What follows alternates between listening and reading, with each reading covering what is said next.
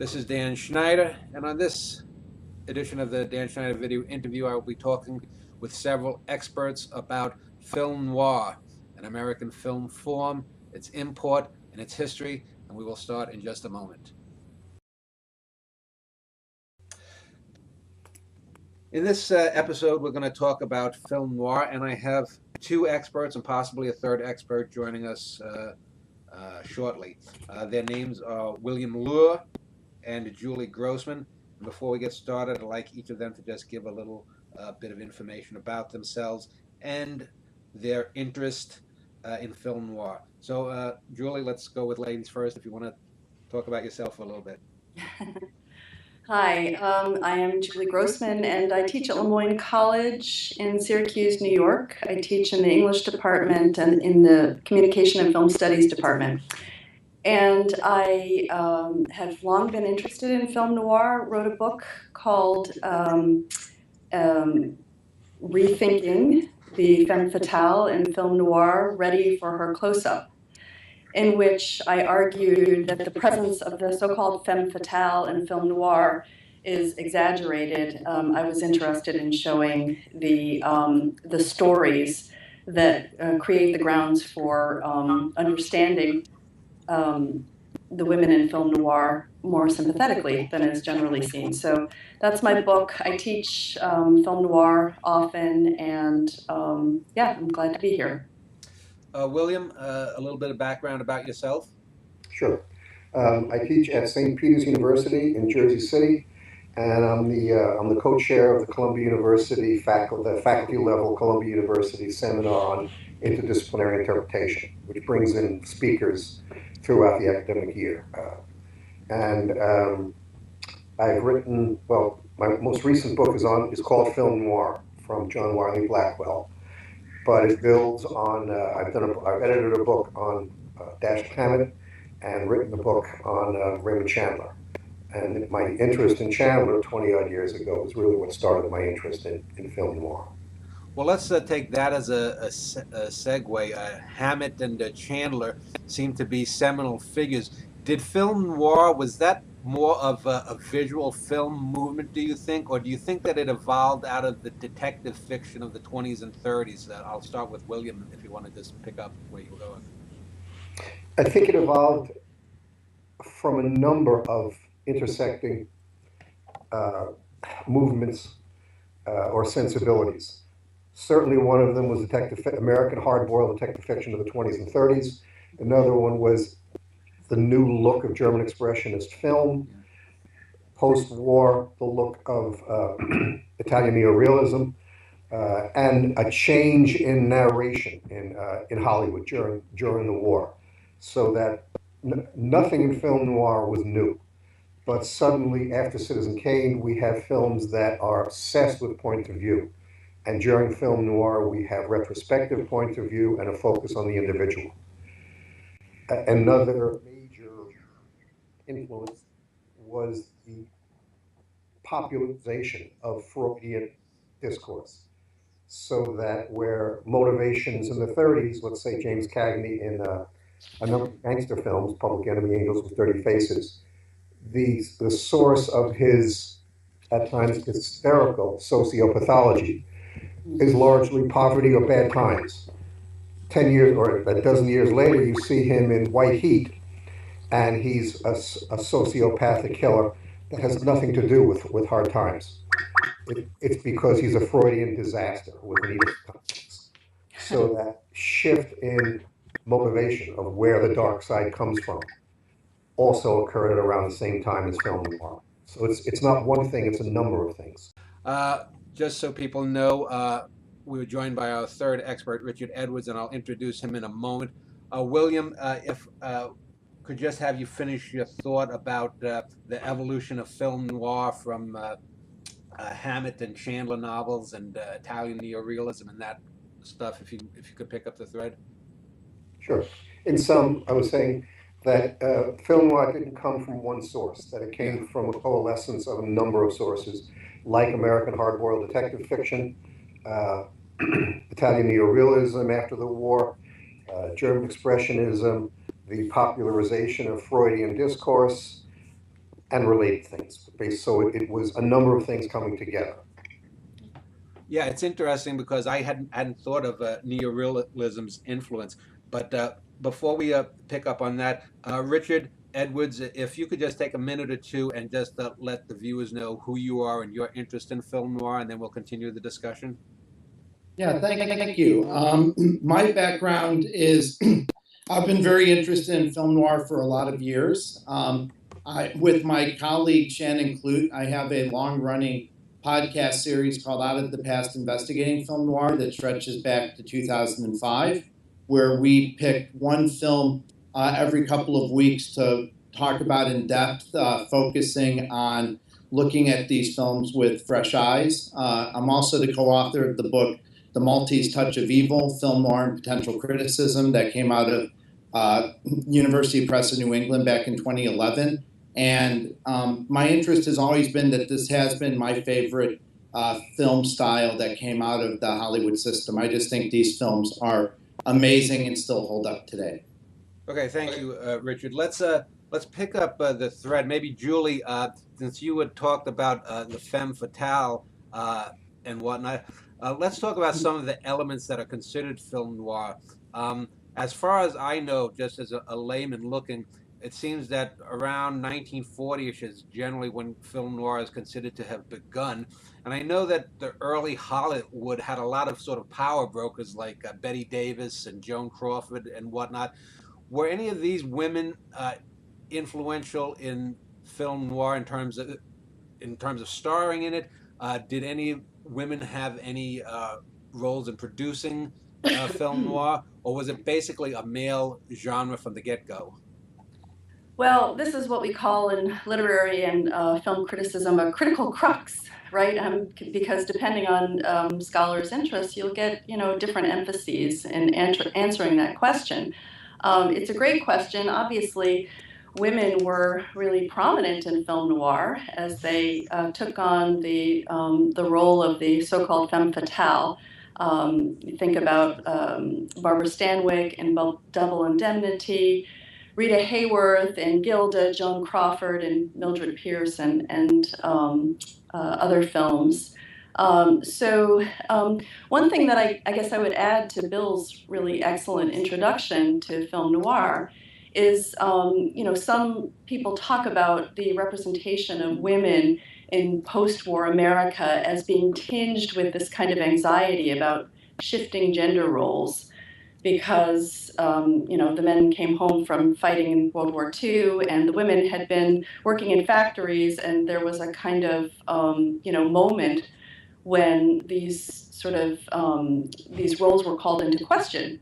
So the sort of independence that women had gained during World War II was now possibly threatened or might change. And so some feminist scholars in particular argue that that has something to do with the fascination with the femme fatale role, a kind of combination of assertiveness, independence, and aggressiveness that can get transposed into the role of the femme fatale.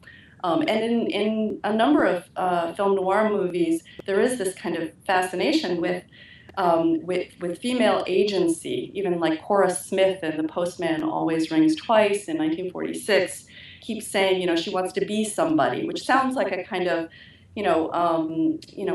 sounds like Edward G. Robinson in Little Caesar saying, I want to be somebody. So there are interesting echoes of, calls for agency and independence by women that I think add a lot of the sort of vitality and fascination to film noir movies. One of the things that I've noticed, and in recent months, there was a couple of movie channels that came on. I live in the Texas area, one called Movies Network and another one called Get TV, and they run a lot of like the old Columbia Films backstock, I guess you would call it, and they have a lot of film noir. And one of the things that I noticed that in the sort of 20-year period from the 1940 to 1960, when film noir is considered the golden age or the main era, is it seems that it went more from early star vehicles with a Humphrey Bogart or an Edward G. Robinson in it, to being more low budget, more almost like William had said, neo-realistic. There was one film, there was one film about a prison takeover from like 1951. I forget the name of it, but it was actually quite good. Was there an internal evolution within film noir itself? In that it did become less star-driven, it did become more socially conscious, and if so, was that something that was good for it, or did that, engender its demise by, say, 1960-ish generally? Richard, maybe if you want to, do you have any? Well, I think it's an interesting point. What I wouldn't necessarily see it the way you kind of set up the question, because based on the way that we want to. Let me restart that point. Sorry. What's interesting when you start to say that you start to see all these films from, say, Columbia on a local cable channel, that's to be expected because film noir was a very popular vehicle for storytelling for the B film industry. So in the era in which film noir starts to begin, you have really 5 major studios that have to produce product every single week. These are your MGMs, your Warner Brothers, your Paramounts, and so forth. And during the time that film noir is being started, all of the professional talent will be under long-term contracts. And so these studios will start to typecast certain characters, that Humphrey Bogart will appear in a certain type of film, that Alana Turner will be in a certain type of film. In the parallel to the major Hollywood industries, you also had all these Poverty Row studios. And while Columbia wasn't quite Poverty Row, it was really just a few notches above it in this time frame. And this filmmaking style, film noir, was such a great boon to creativity because if you didn't have a major star like a John Garfield or a Humphrey Bogart, the amazing worldview of noir made up for cheap sets and less well-known actors. And so a lot of studios really gravitated towards film noir. And what's interesting nowadays is that these are really the ones that have fallen into the public domain and tend to be seen, actually, ironically, more sometimes than the better cast, better funded films. So a lot of people know these works because they show up on DVD, anthologies, and so forth. But so I wouldn't see the evolution necessarily between these types of films and the Hollywood A films. I would instead start to say that as this style started to get popularized in the post-war period, the part that's always interested me as a film noir scholar is that there clearly was an audience for this type of filmmaking. And part of what happens with Hollywood, and it was true in 1946 as it is in 2015, filmmakers go to where the audiences will buy tickets. And by the late 40s, noir was something that could sell tickets. And so all up and down the chain, from MGM all the way to a small studio like Producers Releasing Corp., which employed the brilliant Edgar Ulmer, who did quickie masterpieces like Detour, everyone wanted to get in on the game because there was money to be made by doing these stylistic hard-boiled thrillers. Yeah, William, let me just return to you, and you bring up Italian neorealism, because I would never have really thought of that being a connection, because I had interviewed a fellow about a month or so ago about the career of Humphrey Bogart, and he had mentioned High Sierra and it's the first famous gangster flick with Petrified Forest, and those as being sort of proto-noir. Would you consider some of the gangster films from the 30s sort of proto-noir? And was there some kind of element that took those gangster films of the Cagney 1930 kind of era, Cagney Bogey, and sort of catalyzed them to become something more that we consider film noir? Well, sure. Well, to the extent that the gangster film in the 30s had largely burned itself out by about 1935, 1936. They were a comet at the beginning of the 30s, and then they became hit by two. They became unfashionable, and they became at times troublesome because of censorship. So that you had Howard Hawks being forced to put in the opening prologue to Scarface. where you have newspaper editors talking about how horrible these things are and directly addressing the camera. You know, we must stop this kind of. That was the Hays Code, was it not? It was influenced certainly by the Hays Code, which then became the Breen Office, the Breen Code.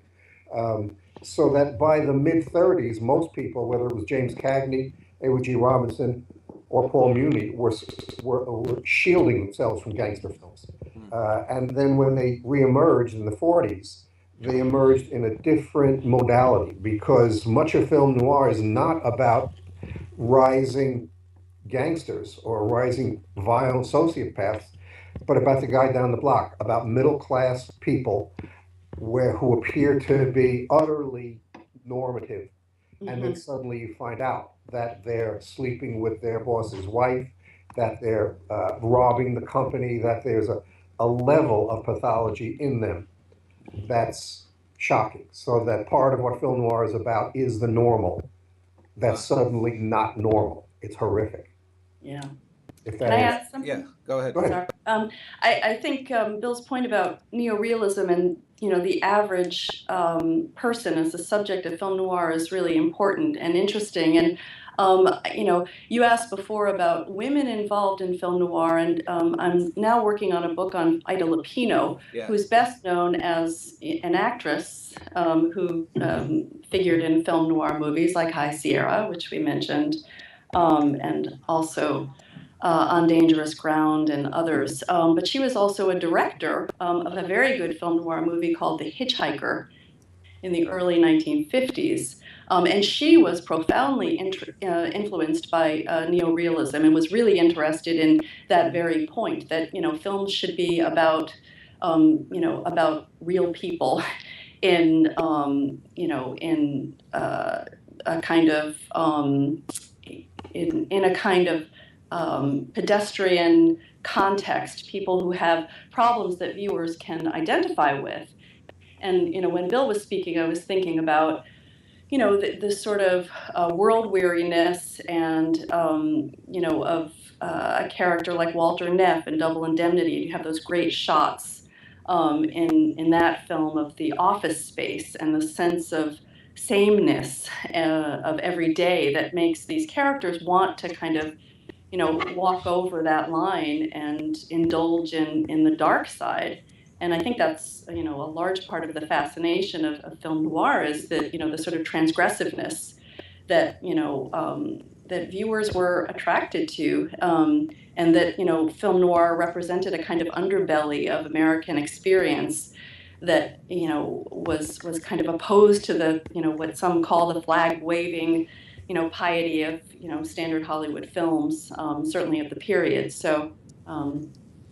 Right. Pardon me. Go ahead. Oh, yeah, no, I was just going to jump in because I think that the point on Italian neorealism, I love the way Julie took it towards, other factors in the post-war period. But the one that I still think is something that was picked on up very much from Hollywood was Italian neorealism also really moved away from the set-driven dramas into going out into the streets with lightweight, flexible cameras and realistic lighting. And you really see this profound shift if you watch a lot of films noir. One of the tendencies that I think is very visible to a viewer is if you watch films like Laura or The Maltese Falcon or The Postman Always Rings Twice, these films made between 1945, they really could have been shot on the exact same set as The Thin Man, a film from the 1930s. But by the time you get to a film like Jules Dassin's Naked City, you're really starting to see a profound shift. They're moving from, the Hollywood studio sets into on-location shooting. And I think that's where they get a lot of the impact of neorealism. And again, part of what fascinates me is how that then creates an appetite in the viewer for this, that how all of a sudden, one of my favorite examples is rear screen projection. Rear screen projection looks really valid to my eyes because I buy into the artifice of what the filmmakers want me to believe. But once you start seeing cameras mounted on actual cars, you start to be able to see a contrast between one style of filmmaking and another, kind of a clash between formalism and realism. And I think film noir was one of those great movie-making phenomenon that starts to really teach us different ways of making and receiving these films. Yeah, I'd like to add to what both Julian and Richard have said, and because I realized that I never really answered your question, Dan, about neorealism. And it's simply that throughout its history, which is current, film noir has always been an octopus. In other words, it's basically seized and devoured what's around. Yeah. So that if one thinks of early film noir, people tend to think of studio-bound films like Scarlet Street that tend to be about adultery, tend to be about inner psychic turmoil.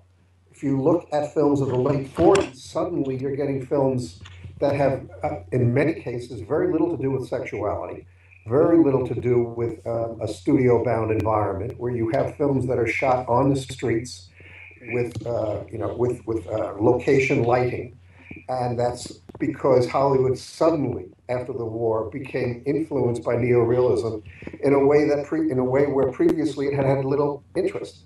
And also, it wasn't only neorealism, but it was documentary filmmaking in the States, done by people like Louis de Rochemont, and the influence of technologies developed during the war, which were faster film stocks, the ability to shoot more in a more mobile fashion. Let me end this segment with a final question, and then we'll talk about sort of the heyday and the big names, the directors, the actors, the big films that exemplify it in our next segment. But always associated with film noir is the concept of the anti-hero.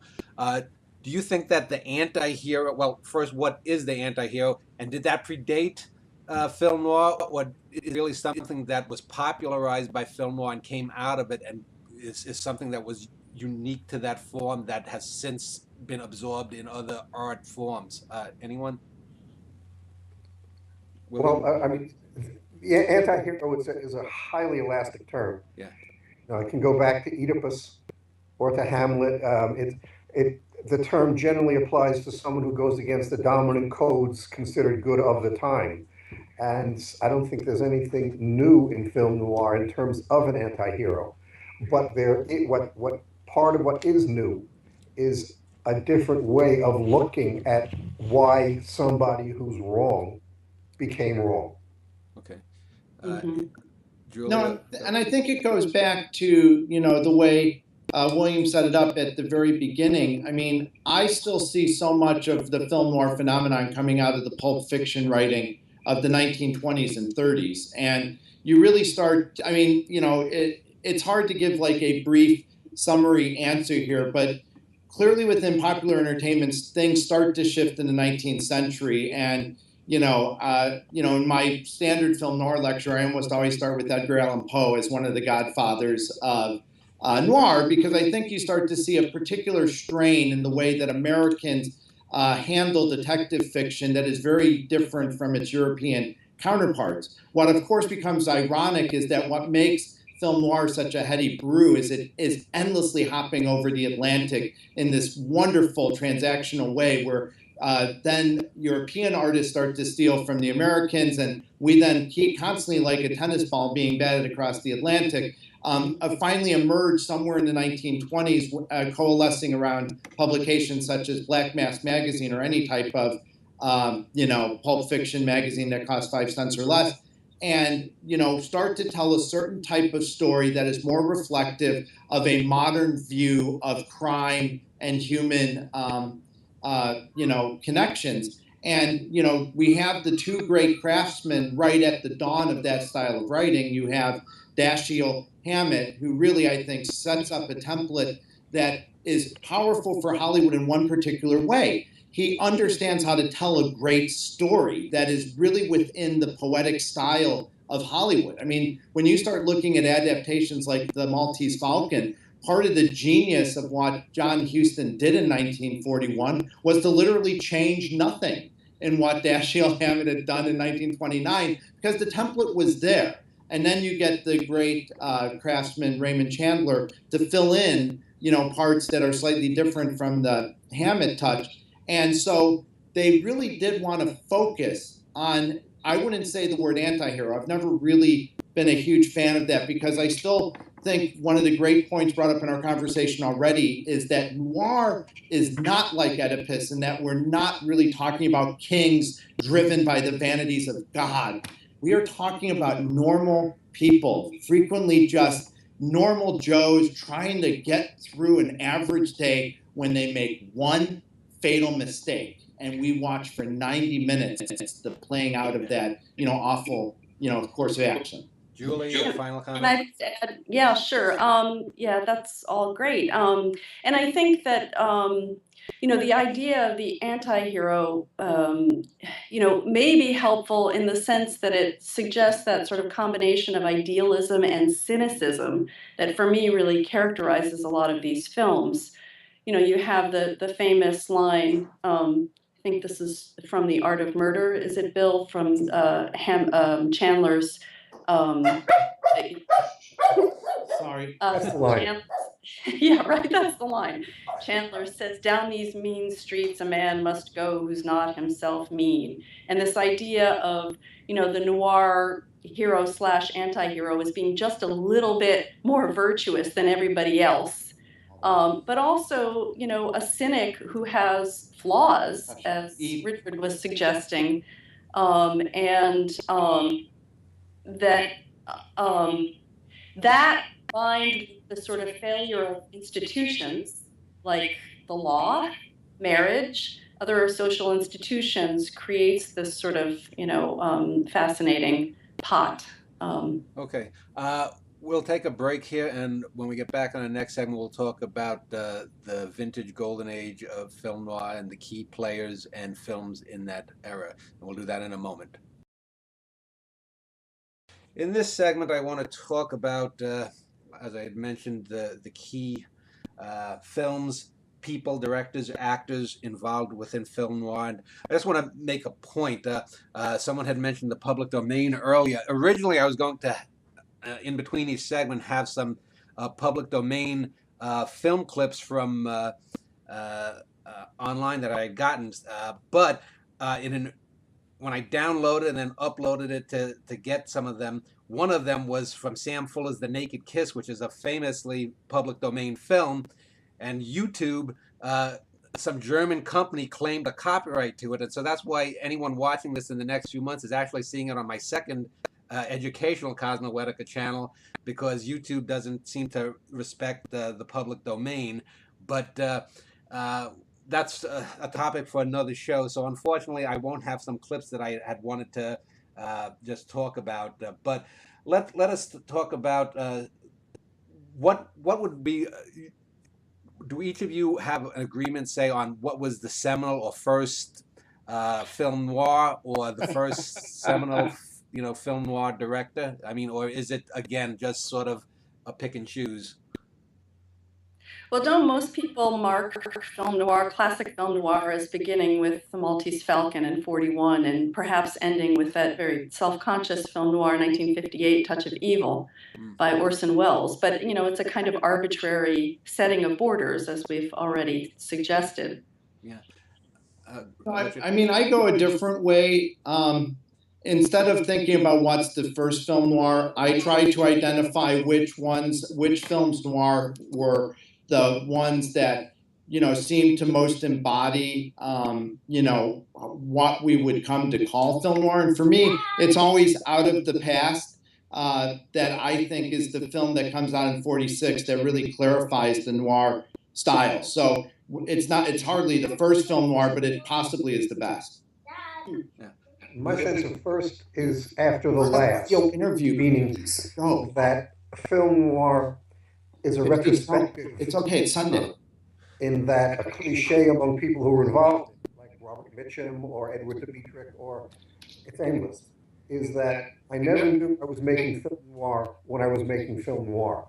Yeah. The term had no currency in the United States, in Hollywood.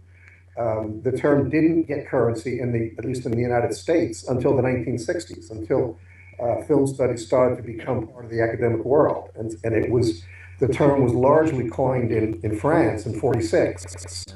And it was a term that was retrospectively looking back over the product of Hollywood's in the previous few years.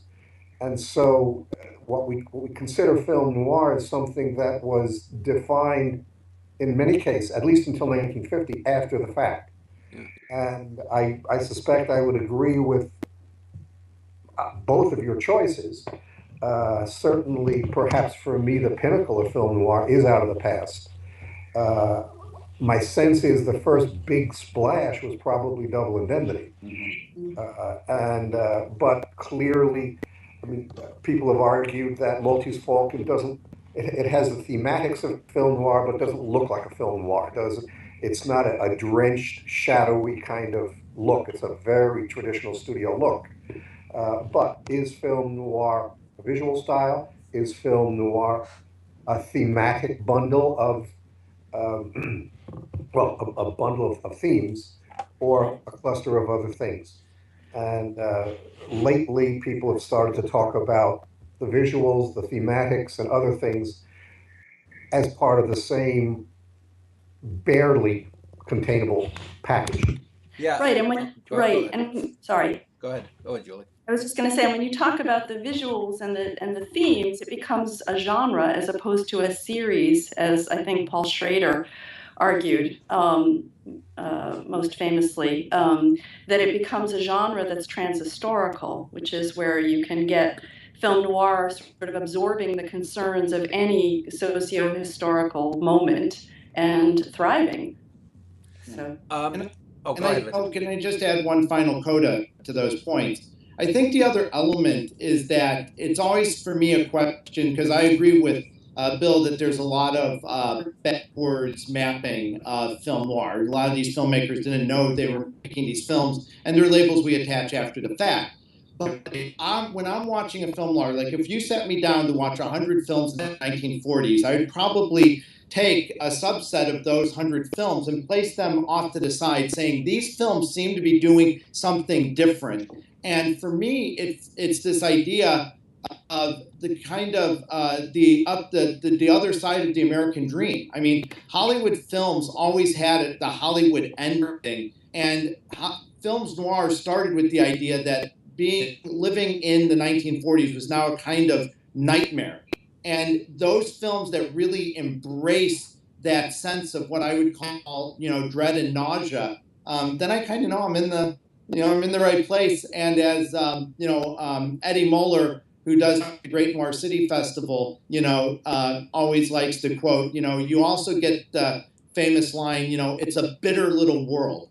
And what's funny is, as opposed to like big proclamation of what film noir is, that to me sometimes is the best way to encapsulate it. You're watching a film noir if after about 20 minutes in you feel you're watching a tale about a bitter little world. Then you're probably knowing you're watching a noir.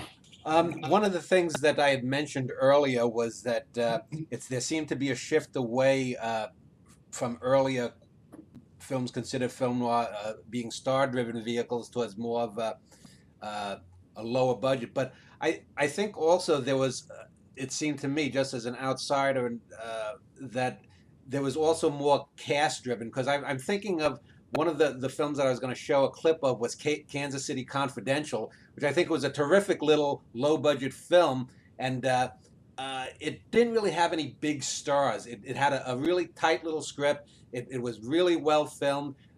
There were lots of little memorable, quotable lines in it, and it was really about the people and them revolving around this thing. And you knew in a certain sense who the bad guy was, but in a sense you almost rooted for him. And I think that's one of the things that with film noir is that you get to sort of step outside of yourself and root for the bad guy, because in most films before that and after that, we know the bad guy is going to lose. In these stupid superhero films now, that Iron Man or Superman or Batman or whatever man is going to beat the Joker or whoever. But in the film noir, you were never sure. And sometimes the bad guys did, if not win, they were stalemating. And so what did anyone, Julie, do you want to pick up on that?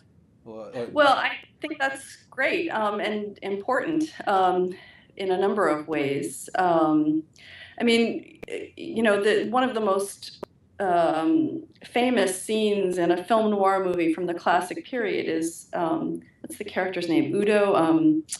Richard Widmark throwing his, you know, an old woman down the stairwell in a wheelchair, and I mean, it's just it's gleefully evil, you know, and I think that, you know, there's a kind of release in seeing these characters who with whom we identify, you know, who are doing these terrible things. Not that we identify with the truly evil characters, but this idea of snapping or being caught in a trap. I mean, there's a line in Out of the Past where, you know, Robert Mitchum says, you know, I'm caught in a frame and all I can see is the frame, which for me is such a great, you know, noir line about the sense of entrapment and the sort of the fatalism and the desperation, but the humanity of that kind of that experience that is, you know, multi-layered. I mean, it's about human flaws, but it's also about social institutions that are failing, and all different kinds of sources of that bitterness that Richard was referring to before. William, there's also an aspect of it where it plays almost sadistically with our heads, using point of view. And I want to cite two scenes, one in Double Indemnity, where Walter Neff and Phyllis have just murdered her husband. And they get into the car to leave. And she tries to turn the ignition on, and it doesn't turn on. And they both say, uh-oh, because they're caught there, they're caught near the murder scene. And she tries again, and what's going on there is something, and ultimately it starts, but it's a fascinatingly perverse moment, because you've just seen them commit murder.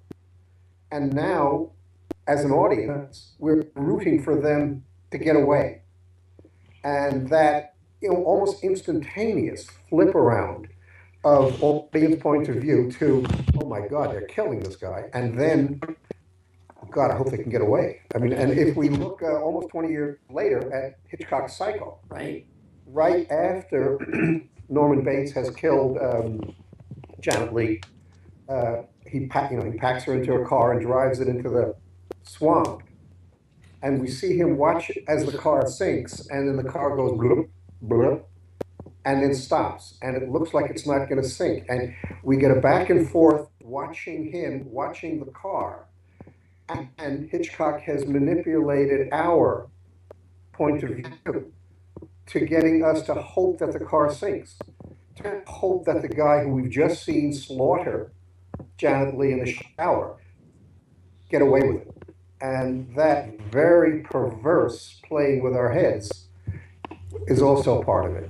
Yeah, and I think that goes all the way through the actual structure of telling these stories. I think that's one of the reasons why there's a predominance of flashbacks in film noir, that we're never getting the story straight. We never quite know who's telling the tale on the up and up. We never quite know all of the factors, because so many of my favorite films noir, whether they're films like The Killers or Crisscross, are as much character studies of men under incredible duress as they are any sort of genre crime plot.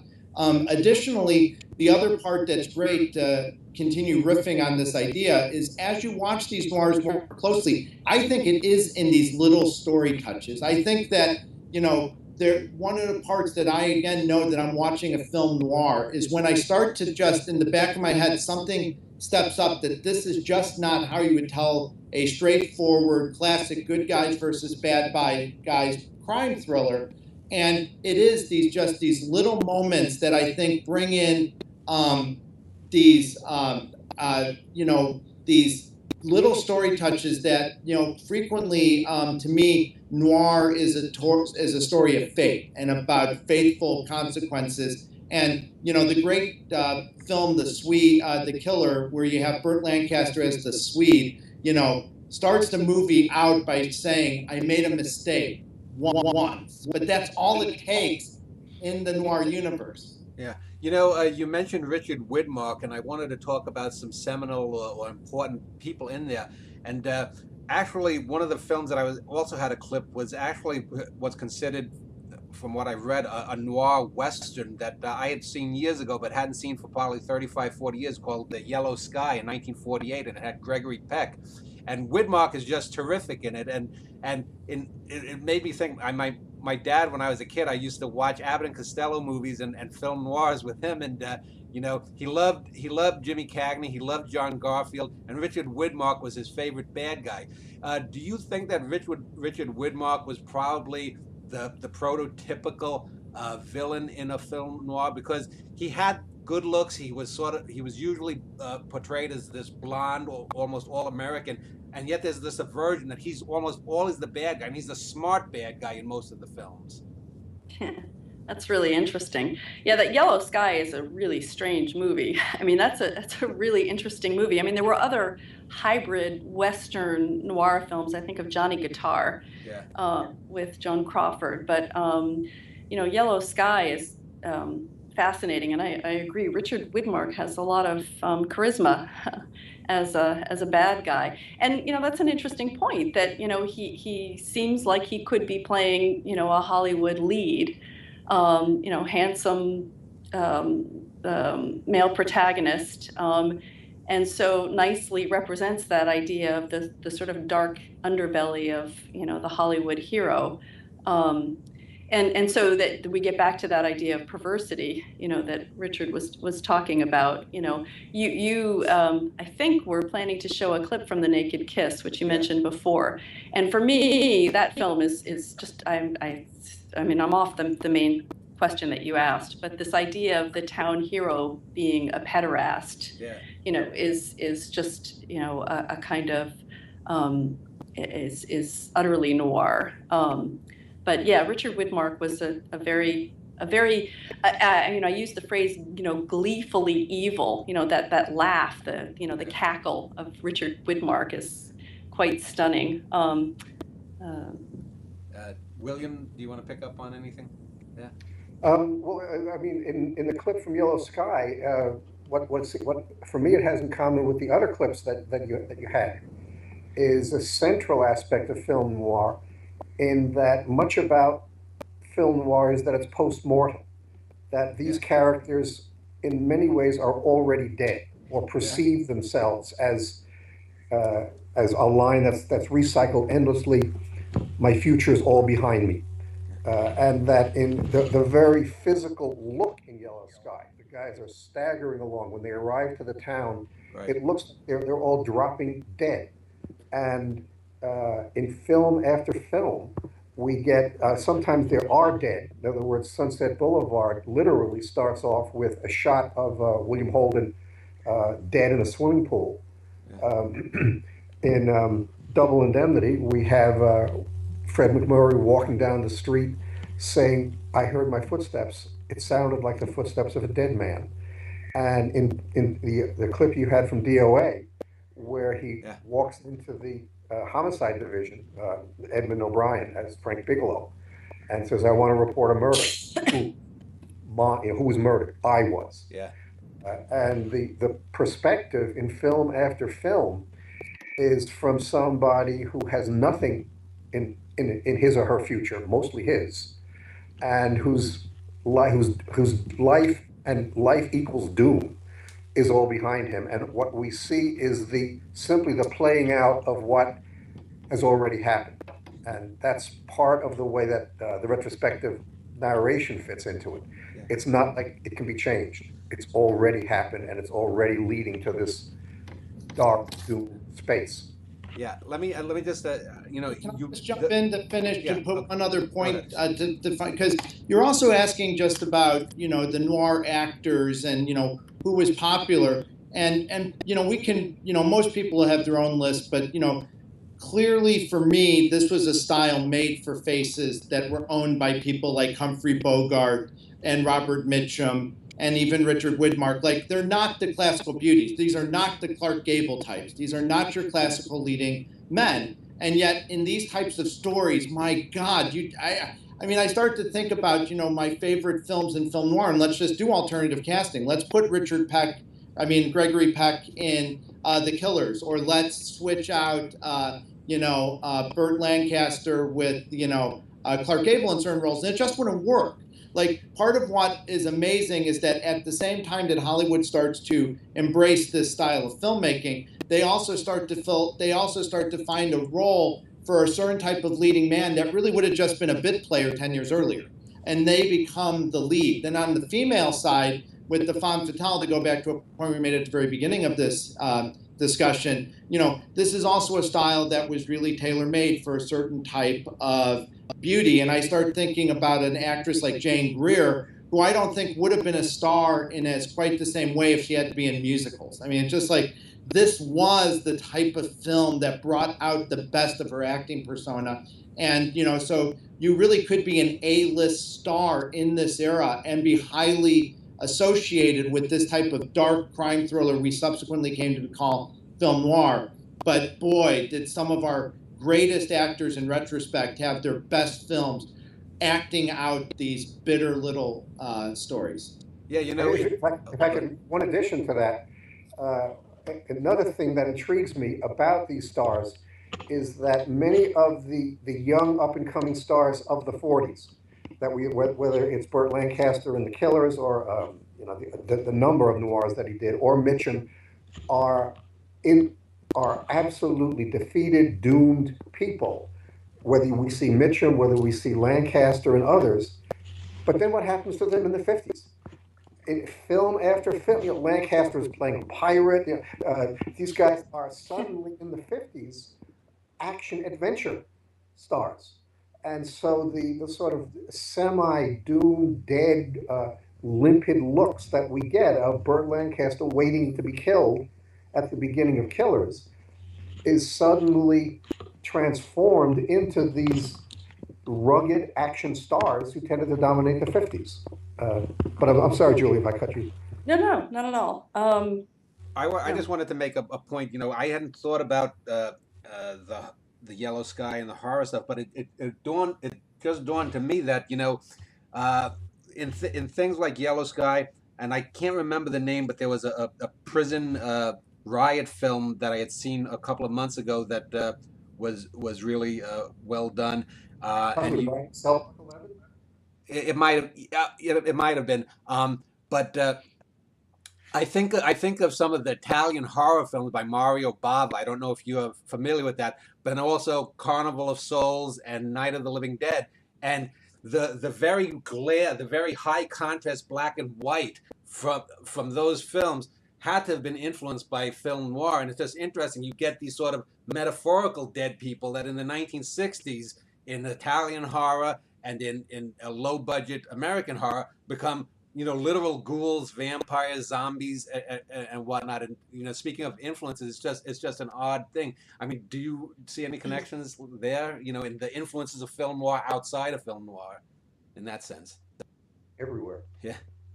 Well, I'm talking too much, but I just, one thing that happened after '60 is that by the early '80s, film noir not only gobbled up other genres, but also became a strong presence from Blade Runner on in science fiction, and it continues today. But the science fiction films from the early '80s are quite commonly about a doomed future. In other words, a future that, even though it hasn't happened, is already doomed and is very much like the noirscape of the past. Let me just ask. I was another series of films that I was watching on one of these movie channels was the Western cycle, the renowned cycle of Randolph Scott and Bud Baedeker. And I was just wondering, is there, when you talk about John Huston, these bigger name directors, would Jules Dassin be considered maybe the I don't know if I'd call him a B director, but is there someone like a Bud Baedeker in westerns? Is there an equivalent in film noir that's the director, that's sort of the the gold stamp, but isn't, you know, a big, you know, a Hollywood film director? Well, I mean, for me, it's always Edgar Ulmer. I mean, Edgar Ulmer made several iconic films noir while working at Eagle Lion and Producers Releasing Corp., which were Poverty Row Studios. And most critics now agree that Detour, his 1945 films, is one of the most essential films in film noir that was shot on a budget that would be the equivalent of a person doing a student film today. So, I mean, you know, we have people like that. Someone like Jules Dassin's a more complicated and interesting example because he really was on the way to being a major A-list director, and his contributions to film noir cannot be understated because his 4-film run in the late 40s is about as good a 4-film run as I think a storyteller is humanly capable of. And he failed to reach the heights in Hollywood that he would have reached because he got blacklisted. I mean, he was a victim of HUAC. You got to always remember that history is really wrapped up in all of this discussion, and part of what's so hard to kind of summarize all of the marvelous observations we're making is every point can spin out into a million other subpoints. Yeah. But especially around someone like Jules Dassin, we really have a 6-year interruption in his filmmaking until we see another film noir, the great 1955 film Rififi. Simply because he was active in the Communist Party in the 1930s and subsequently had to flee the United States to move to France because he was being brought up, you know, on charges of being a communist. So, you know, but to also go to your point about, you know, do we have a Bud Bideker type? Yeah, I think there are several lesser known to the general public filmmakers who did their best work in film noir. A person like that all three of us have cited numerous times here, Jacques Tourneur, is not really a classic A-lister like Hitchcock, but when he was given the reins to film noir, he made amazing contributions, but again, in ways that you want to see the past always being the future. You know, you're like starting to mention some of these great Italian horror films. You know, Jacques Tourneur started in Val Lewton's shop doing stuff like Cat People, so he always had the horror influence on noir, but then of course noir then begins to do influence with other types of horror, especially European cinematic horror. It's always fascinating. I mean, to me, it's always this ping pong ball, and just to watch the way that smart, collaborative, brilliant storytellers are just ripping off each other. Yeah. Mm-hmm. Yeah. We had mentioned Richard Widmark, and another underrated actor that I think did a lot of great roles within film noir as well as outside. You'd mentioned Gilda. Glenn Ford seems to me to be sort of the prototypical film noir hero. If Widmark is sort of the prototypical bad guy, you know, arguably, what do you think of Ford's work within the genre, specifically of film noir? Any of you? Go ahead. Anyone? Well, I mean, you know, Ford was, you know, did great work with Fritz Lang in The Big Heat, of course, which is one of my favorite film noir movies. And then Human Desire, was that also Fritz Lang, I think? Yeah. Yeah. And was in Gilda, and also, you know, just became a sort of, you know, an iconic male presence in film noir. So, you know, another actor I was thinking of, and, you know, maybe it's the resemblance to Richard Widmark, but Dan Duryea. I mean, he's an example of someone the general public doesn't know, but, you know, his nasty presence in Scarlet Street, I mean, he was a very magnetic bad guy. So he's one I would mention. He was deliriously sleazy. He was. He was. You know that he's so good. It's a snake. And visually allied with the snake figure in that film too. Well, let's end this segment and go out before we hit our next segment. Let's just talk about what Julie had mentioned, the femme fatale. Who would be, or what would be maybe the definitive role, do you think, or roles 2 or 3, if there is? Certainly, I think Rita Hayworth in Gilda gives, I think, probably the best performance that I can say. I haven't seen all of her films, but of the 8 or 10 films of hers that stick out in my mind, I think that's by far her best film performance. Would you agree there? And do you think that Hayworth is a good, and she was also in The Lady from Shanghai too? Yeah. Well, I mean, there are lots of different ways to answer that question. Certainly, the most canonic we've mentioned, Phyllis Dietrichson in Double Indemnity, Cora Smith in Postman Always Rings Twice. Jane Greer is so fabulous, as Richard mentioned, in Out of the Past. I love Rita Hayworth, and I think Gilda's a really interesting movie, but it has, two protagonists. I mean, she's a classic film noir. But she also is, wickedly smart. She has some of the best lines in the film, and so, she's not this kind of opaque figure. I think of Jane Greer and Phyllis Dietrich. Sorry, I think of Kathy Moffat in Out of the Past and Phyllis Dietrichson is similar in the sense that they're opaque. Like we have no idea what their motives are. They're just kind of bad. Right. But and if I could just jump in, I mean, I think the other flavor here that opens up because of World War II is more portrayals of the working woman, which really, there were very limited roles for females in the 1930s. You really were, the mother figure or, the love interest. While World War II, for me, you just start to see an eruption of an expansion of roles for women. And for me, the face of that is Joan Crawford. Like yes, Joan Crawford, in Mildred Pierce and Possessed and things like this, she's the one who can play the working woman and also the femme fatale at the same time. Yeah, I agree, and that's the fascination. Those are the most interesting roles for women, I think, of the period. I love Elizabeth Scott too, even though she's got a sort of sadness in her visage. But in a movie like Andre de Toth's, Pitfall, she's a working woman also, and sympathetic, but also driven to to badness, at the same time. And it's that complexity that I think is really, really compelling. William, any final comment from you?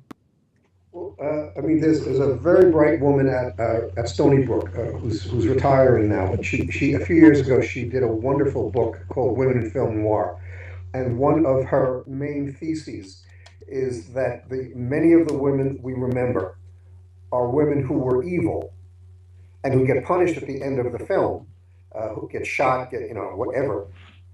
But that opened up a back door for an advanced roles for women. That Phyllis Dietrichson's evil, she's got to get shot dead.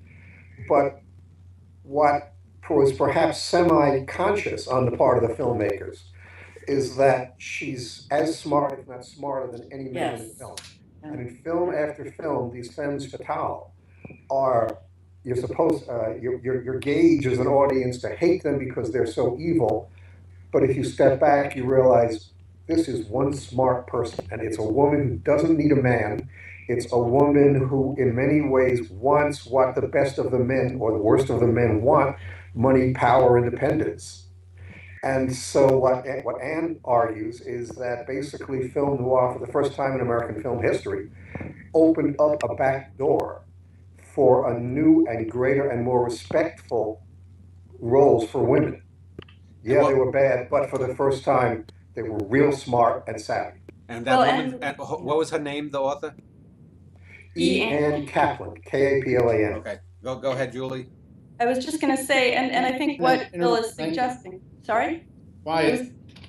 I was just going to say, what Bill is suggesting is so important that what we call badness in the representation is symbolic of power, of strength, power, and a kind of independence that was, I think, thrilling for female viewers as well as male viewers, maybe in some similar and some different ways.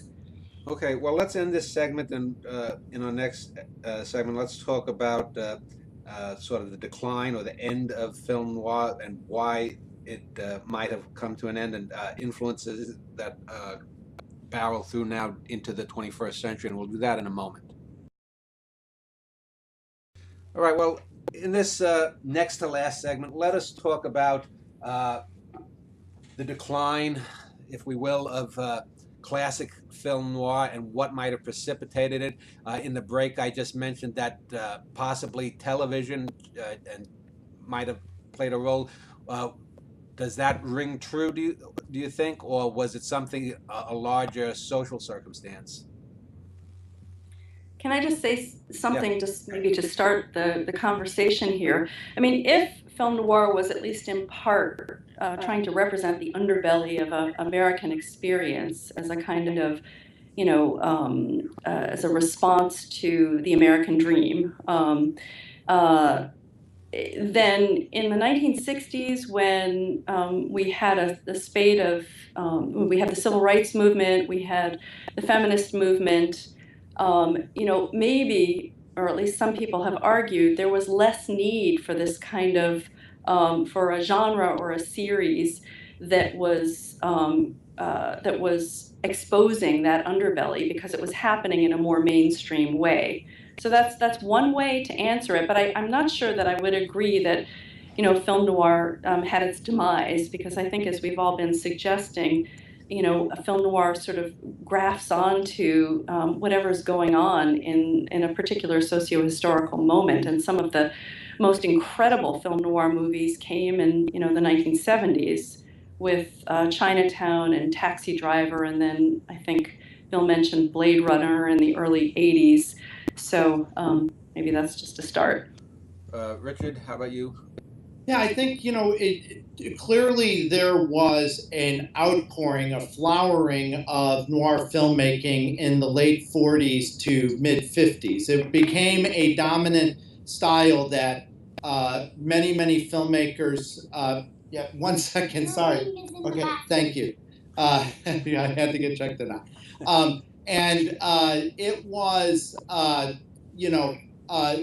so people always, when there's an aesthetic movement that has such an amazing outpouring, people want to have a sense of, why did it end? When did it end?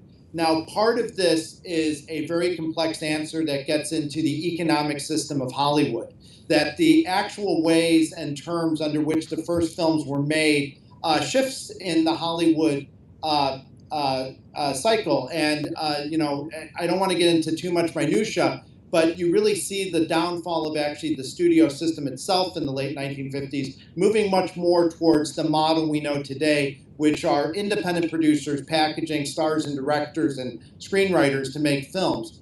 At the same point, I also want to say that what's so fascinating to me is, again, how, even if we want to say that there's a decline in noir filmmaking in the late 1950s, probably for a variety of reasons, that Hollywood starts to go more towards investing in big budget spectacles. This is the birth of CinemaScope. This is the birth of color filmmaking. And we know that, if you want to start to talk about the demise of film noir, you don't have to look as far as television. You can look at filmmakers themselves preferring color film stock over black and white film stock, and the audiences no longer paying to go see black and white films, thinking they're missing something because a color film, Technicolor, has more life to it. But even if we want to say that there was then a great decline in the number of films that are made in this period, this is exactly the point at which the French New Wave takes off. And you can't tell me that literally they pick up the baton with films like Breathless and Band of Outsiders and Melville's Bob the Gambler, Bob Le Flambeur. So you get this moment that every time someone wants to say noir is dying, all I ever see as a cinephile is how many ways it wants to live. Yeah. William? Yeah, as there were numerous antecedents and causes for film noir, it strikes me that there are also many reasons why it appeared to die out at the end of the 50s, beginning of the 60s. But then it came back with a vengeance with neo-noir in the 70s. Of the reasons are the black and white filmmaking, which was the norm until around 1960, suddenly became utterly unfashionable, and people didn't want to see it. And that was associated with film noir. Television, certainly. In other words, with the B-film largely disappeared because it became absorbed by television. And part of film noir's métier were detective stories and crime stories. Suddenly there were 7 or 8 crime stories on television at night. And a question was, well, why do we go to the movies to see a detective chasing a criminal when we can see it tonight on the Perry Mason show or whatever. There was a sea change in Hollywood in terms of what became able to be monetized, that what people wanted to invest money in. And the film noir became seen very quickly as old-fashioned, as part of the past. And then it came back. And one of the intriguing aspects about neo-noir is that where nobody or most people during the canonical era really knew that they were making film noir, it's impossible to argue in neo-noir that everybody knew that they were making it. In other words, that Chinatown, Long Goodbye, there are highly self-conscious films that have on their chest, this is building on film noir. So that the revival was highly referential and self-conscious. And also much about, there was a sort of eroticization of the past. The people who watched film noir during the canonical period looked at people who were like themselves. They looked at men who were dressed in suits and fedoras, and they could walk out of the theater, and that's what the people would look like. That's what the automobiles would look like on the street, the hairstyles. If the people who saw Chinatown in in the early 70s would walk out of the theater, nobody looked like Jack Nicholson. Yeah. Nobody had that kind of haircut. Nobody had the pinstripe suit.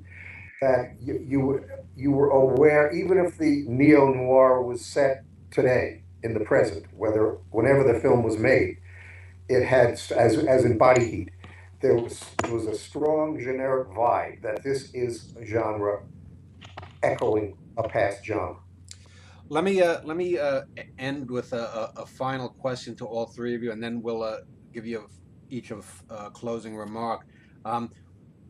In the 21st century here, do you think that there's any film genre that serves the social purpose, if you will, that film noir did? And I think most Hollywood blockbusters today are horrible, but I think for me, the genre or form that is at its peak right now is documentary film, in terms of how it's, tackling social issues within the country.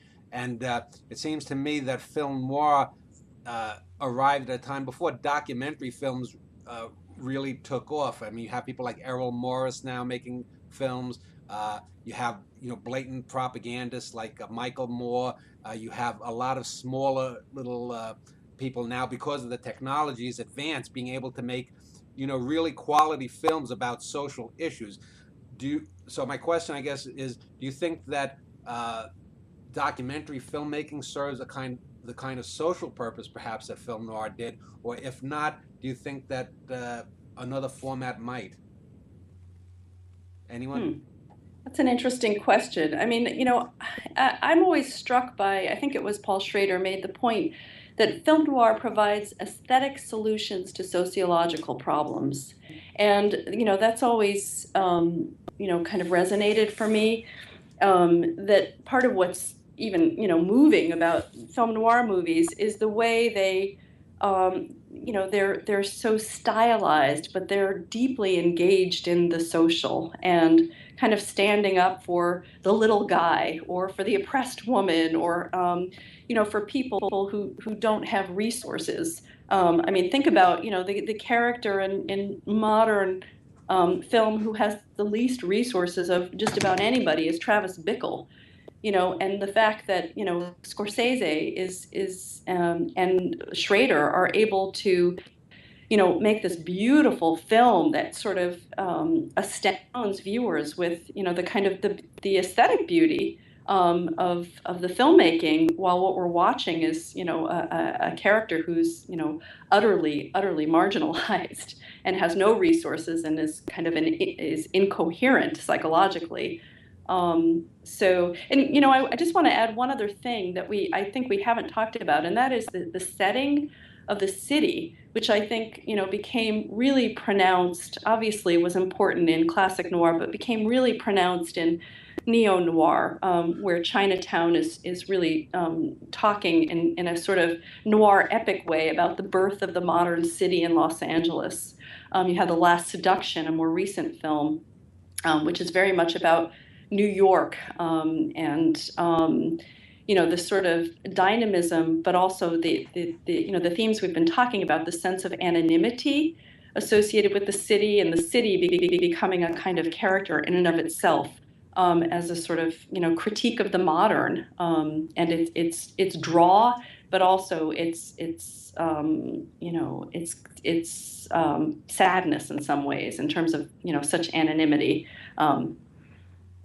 Richard, would you want to pick up on my point about, do you think that there's any kind of genre that serves the social purpose of film noir? Or? Yeah, I mean, I think it's a very interesting question. Where my brain would go to start to try to craft an answer is, what are our parallels between, say, the 21st century and 50 years ago? And for me, it would be the defining events around 9/11 and the War on Terror. And so you start to ask yourself that just like we were in a post-war period from 1946 to 1959, since 2001 through 2014, a relatively same span of time, we have been dealing with issues of national trauma, of terrorism, of unstable individuals. And then you look at what films Hollywood is releasing.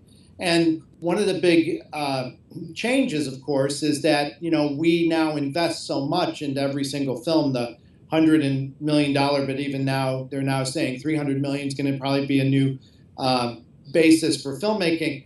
You're not going to be getting the same type of smaller stories that focus on individuals. And yet, I would argue that there are filmmakers, I might be a minority opinion, but filmmakers like Christopher Nolan in the Dark Knight trilogy that actually returned back to film noir to try to mediate some of our issues around terrorism and fear and national trauma by, again, he couldn't do it straight up. He had to embrace the comic book noir character, Batman. But I think that we are trying to see some filmmakers. Then I would also argue that around 9/11, we have had a cycle of films around the War on Terror, films like The Hurt Locker, American Sniper, and so forth. And I think these films try to function as more ambiguous tales, but I don't think we really do have our style that is as nuanced and as unbalanced in its approach as film noir was in the post-war period. Even when we try to get into complications of dread and different types of characters, these $100 million epics just can't take the final risks that a smaller budget film could. And aren't they more triumphalist in just their very nature? No, they are, and they have to be, because they got to bring the seats in. I mean, I think, to go back to William's great point, I mean, one of the things around television and the B films is that B films didn't have to be successful. They were actually sold to theaters on a fixed rate contract, which is important because A films were tied to ticket sales, but B films weren't. And so they never really had an incentive to have to make a certain type of story to fill the seats, because they had pre-sold the film. That was all the money they were ever going to make on the film. And it allowed B films to explore more ambiguous, more blank, less satisfying endings. But yeah, if you invest $100 million in your film, you want your money back. And sadly, mass audiences want a triumphalist ending. I mean, that becomes audience dynamic. That's an interesting point. William, do you have a comment? Well, I mean, documentaries is very much a rising form, and there's major work being done in it. My sense is that, at least with canonical film noir, much of it was a disreputable form. In other words, that people didn't talk about these films as they would have talked about many A pictures. And some films noir had an overt ideological agenda, like Crossfire. I mean, something like Detour, as far as I know, has no overt agenda in terms of convincing the audience of the evils of anti-Semitism or etc. That it's a sleazy story about doomed people, and part of the appeal of it is that it's sleazy, is that you can see losers lose as the film progresses. I guess if we're going to talk about something contemporaneous where we see a lot of what was in noir, I'd agree with Richard in that the science fiction film today, even though they cost hundreds of millions of dollars, we get endless tropes like the what is it, the Edge of Tomorrow, the Tom Cruise thing about my life is recycling. It recycles every day, so that the sense of time is kicked out of shape, and the disorientation that I find in so many films noir um, comes again and again and again. The what X-Men Days of Future Past. It's that we can't even rely on the present and the past and the future, because now we can go back to the past and change the future, and so that traditional certainties, the rug's been pulled out. Well, let me give Can I- you. Can I, sorry, can I just add one more thing? One of the places where you see noir now is on television. You know, in a show like True Detective, or you know some of these cable series that are have that kind of attention to script, and small stories that I think it's interesting. You were asking about the demise of film noir, and Norma Desmond's line, it's the pictures that got small. But I think now you are seeing this kind of flowering of of the genre on television. Yeah, and I just would have to always give a shout out to what I do think is the most noir television show of the last 50 years, Breaking Bad. Breaking Bad would have been done as a B film in the 1950s. It became a 4-year series under Vince Gilligan, but it's noir in its heart. You look at the heart of that show, it'll poison you. I agree. As well as transgressive stuff. Yeah. I mean, unthinkable even 20 years ago. Now television is flooded with autopsy shows, whether it's CSI or that kind of, and again, it's looking at the insides of dead bodies. The story's already over, and yet now we want to figure out why it came over. But we see them bringing up the viscera of the person who's dead. Well, let me give you each a closing remark then about a film noir, whatever you want to say. So, Julie, maybe if you want to go first. I agree with a lot of the comments that speak to, for me, the richness of the genre, the series, whatever you want to call it. For me, it's an abiding theme and style that I think continues to fascinate viewers because of its willingness to sort of tell stories and show sides of characters that are not ameliorative. That don't have us leaving the movie feeling good about ourselves and feeling good about the world. And for me, that's a kind of that's art. Making us think and feel, and not just reproducing a formula. Richard, if you want to have a final say. Oh, absolutely. Thanks for hosting this discussion today. I've really enjoyed it. My comment is always the same one when I'm talking about film noir. I just hope people go back and watch these films. Part of what is so thrilling about living in 2015 is the availability of these films. When I was growing up in the 70s and 80s, it was not easy to get my hands on the mother lode of the great films of films noir. But with on-demand, Blu-ray, even the internet, you can find these films. So if someone's been turned on by what we've talked about for film noir today, it's not what we're talking about. Go see these films. That's what it's about. And these films are just some of my favorites. I dedicate my life to watching the moving image. And these are going to be great viewing companions for you. Just go out and just see as many as you want. William, final comment? Sure. I mean, I very much agree with both Julie and Richard on their perspectives, and I suspect I piggyback on part of what Julie was saying in that, for me, a lot of the appeal of these films, whether it's neo-noir or whether it's the canonical noir, is they're pushing the edge of the envelope. They're reveling in the transgressive. And while I'm watching it and putting myself in the time period in which the film was made, I'm saying, wait, you can't do that. Damn, you're doing that. Wow. So it's moving into areas that just a minute ago, you thought, well, no, they really couldn't jump that fence. And now suddenly they have. Well, thank you, all three of you, for your comments. I just want to, what Richard had said, Project Gutenberg, the Internet Archive, they both have films. There's also a website, I believe it's called Open Source, that has something like 120 or 150 films noir, as well as other films. And if you just Google, you can find a lot of these films. And I know kids today, anything written before 1922, you can basically find online as well. So I would encourage people to do that. Next week, my next show will actually be on essay writing. So if you enjoyed this discussion, join me in another week. And again, thank you to Julie, Richard, and William. Thank you, Thank you. Dan. Okay. Thank you, Dan. It's been a All right. pleasure.